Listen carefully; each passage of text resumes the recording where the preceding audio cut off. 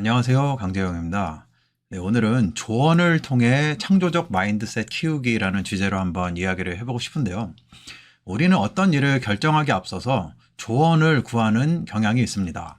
조언을 듣는다는 것은 불확실성을 감소시키기 위함이라고 생각합니다.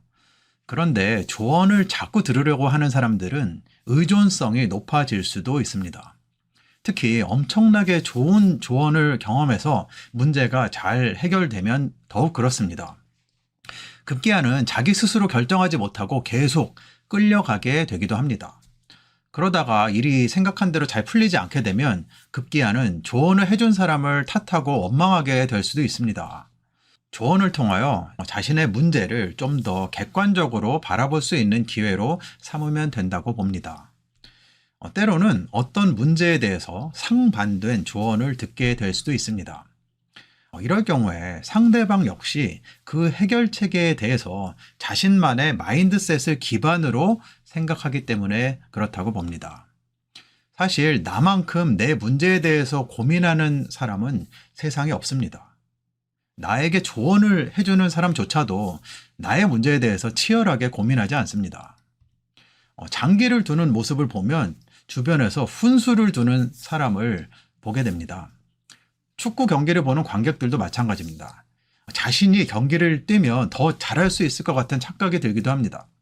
그 이유는 내가 어떤 상황 속에 들어가서 직접 문제를 푸는 것보다 약간은 거리를 두고 지켜보면 플레이어가 보지 못하는 문제를 볼 수도 있기 때문입니다. 바로 조언은 이래서 필요한 것입니다. 내가 미처 고려하지 못했던 무언가를 조언자는 지적해 줄 수 있기 때문입니다. 그러나 결정은 본인의 몫입니다. 투자 관련 유튜브를 보면 늘 화면에 처음 등장하는 장면이 있습니다. 우리는 타인의 조언을 통해서 어떻게 하면 나의 창조적 마인드셋을 성장시킬 수 있을지에 초점을 두면 좋을 것 같습니다. 정신과 의사 정우열 원장님의 유튜브 강의를 듣게 되었는데요.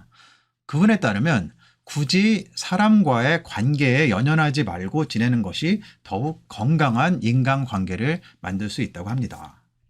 인간관계는 상호적이기 때문에 내가 아무리 노력한다고 해도 개선되기 어렵고 반대로 내가 아무리 막 나간다고 해서 당장 관계가 악화되지는 않는다고 합니다. 예전에 제가 20대 때 어떤 후배가 저에게 고민을 털어놓은 적이 있는데요. 그 후배는 어떤 여자애를 좋아했는데 왜 그 여자애는 그 후배를 그만큼 좋아하지 않는지 모르겠어요 라는 말을 들은 적이 있어요. 그 말을 들은 저 역시 왜 그러지? 그렇게 공감한 기억이 있습니다. 그러다가 나이가 들면서 깨달은 점이 있습니다. 내가 상대방을 좋아한다고 해서 상대방이 나를 좋아할 근거는 없다는 것입니다. 누군가를 만나서 얘기해 보면 초반에 호감이 가는 사람이 있어요. 그러면 더 잘해주고 친하게 지내게 되는데 그러다가 보면 어느 순간 실망을 하게 되고 상처를 받는 경우도 있습니다.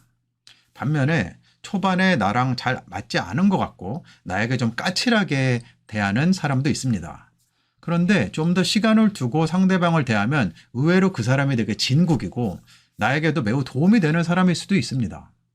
그래서 긴 호흡으로 인간관계를 생각하는 것이 필요하다는 저의 조언이지만 꼭 귀담아 들을 필요는 없습니다.